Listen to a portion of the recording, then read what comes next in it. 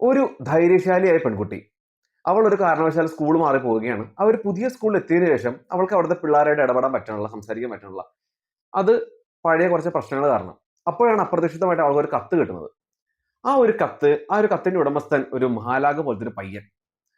ആ ഒരു കത്തുകള് അവളുടെ ജീവിതം എങ്ങനെ മാറ്റുന്നു, അവളുടെ കൂട്ടുകെട്ടുകൾ എങ്ങനെ മാറ്റുന്നു, അതാണ് യുവർ ലെറ്റർ എന്ന സിനിമയുടെ, കൊറിയൻ ആനിമെ സിനിമയുടെ കഥ.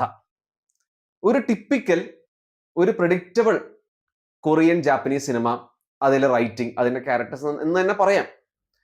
ഞാൻ ഈ അടുത്ത ഡ്രോയിങ് ക്ലോസർ എന്ന സിനിമ കണ്ടായിരുന്നു. അതൊരു ജാപ്പനീസ് സിനിമയാണ്, നെറ്റ്ഫ്ലിക്സിൽ അവൈലബിൾ ആണ്. മനോഹരമായ സിനിമയാണ്, കണ്ടു നോക്കുക. അപ്പോൾ ആ ഒരു സിനിമയുടെ ഷെയ്ഡ് പോലും എനിക്ക് ഈ ഒരു കൊറിയൻ ആനിമെ കണ്ടപ്പോൾ തോന്നിയായിരുന്നു. അതല്ലാണ്ട് കുറെ സിനിമകളുണ്ട്, ഒരുപാട് സിനിമകളുണ്ട് ഈ അതേ രീതിയിലുള്ള സിനിമകൾ. പക്ഷെ എല്ലാത്തിനും പേരൊന്നും ഓർമ്മ കിട്ടുന്നില്ല. എന്ത് വന്നപ്പോൾ ഞാൻ പറയാൻ ഉദ്ദേശിച്ചത്, ഈ ഒരു കഥ ഇതൊരു മനോഹരമായ കഥയാണ്. പക്ഷെ ഈ ഒരു കഥയിൽ എത്ര വട്ടായിക്കോട്ടെ, ഒരു 10 വർഷം കഴിഞ്ഞാൽ പോലും ഈ ഒരു സെയിം സ്റ്റോറിയിൽ കുറച്ച് മാറ്റങ്ങളൊക്കെ വരുത്തി പണി അറിയാവുന്ന ഒരു ഡയറക്ടർ ഇത് പ്രസന്റ് ചെയ്ത് കഴിഞ്ഞാൽ അത് അപ്പോഴും വർക്കാവും. അതാണ് ഈ ഒരു കഥയുടെ പ്രത്യേകത. കറക്റ്റ് ആയിട്ട് ഇമോഷൻസ് വർക്ക് ചെയ്താൽ അത് ഓഡിയൻസിനെ കണക്ട് ആയി കഴിഞ്ഞാൽ ഈ ഒരു സിനിമ അല്ലെങ്കിൽ ഈ ഒരു കഥ എത്ര കാലം കഴിഞ്ഞാലും വർക്കാവും. അത് വീണ്ടും ഈ ഒരു സിനിമയിലൂടെ വീണ്ടും തെളിയിച്ചിരിക്കുകയാണ്.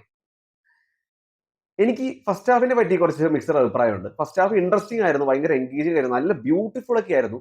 പക്ഷെ ഇമോഷൻസ് എനിക്ക് അത്രയും വർക്കായില്ല. പിന്നെ ഈ സിനിമ ആ ഒരു ഫസ്റ്റ് ഹാഫിന്റെ പോക്കും എങ്ങോട്ടാന്ന് ഒട്ടും അങ്ങോട്ട് ഐഡന്റിഫൈ ചെയ്യാൻ പറ്റുന്നുണ്ടായില്ല. പക്ഷെ സെക്കൻഡ് ഹാഫ് എങ്ങനെയാണ് അവര് സെക്കൻഡ് ഹാഫ് സെറ്റ് ചെയ്യുന്ന അറിയില്ല. എന്ത് വന്നാൽ പോലും സെക്കൻഡ് ഹാഫിൽ ആ ഇമോഷൻസ് അടിപൊളിയായിട്ട് വർക്കായിട്ടുണ്ട്, നന്നായിട്ട് വർക്കായിട്ടുണ്ട്.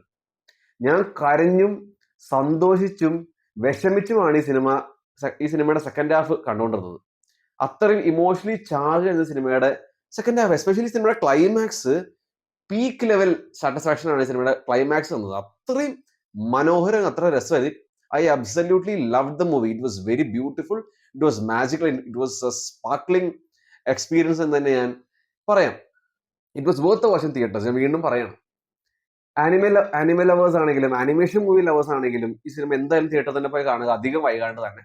ഇതിലെ പാട്ടുകളും ഇതിലെ ബാക്ക്ഗ്രൗണ്ട് സ്കോർ, പിന്നെ ഈ സിനിമയുടെ ആ ഒരു Japanese kind of art style, എല്ലാം ഒന്നിനൊന്ന് മെച്ചം, എല്ലാം കിടിലൻ വർക്കാണ്. ഒരു ബ്യൂട്ടിഫുൾ പാക്കേജ് എന്ന് തന്നെ പറയാം.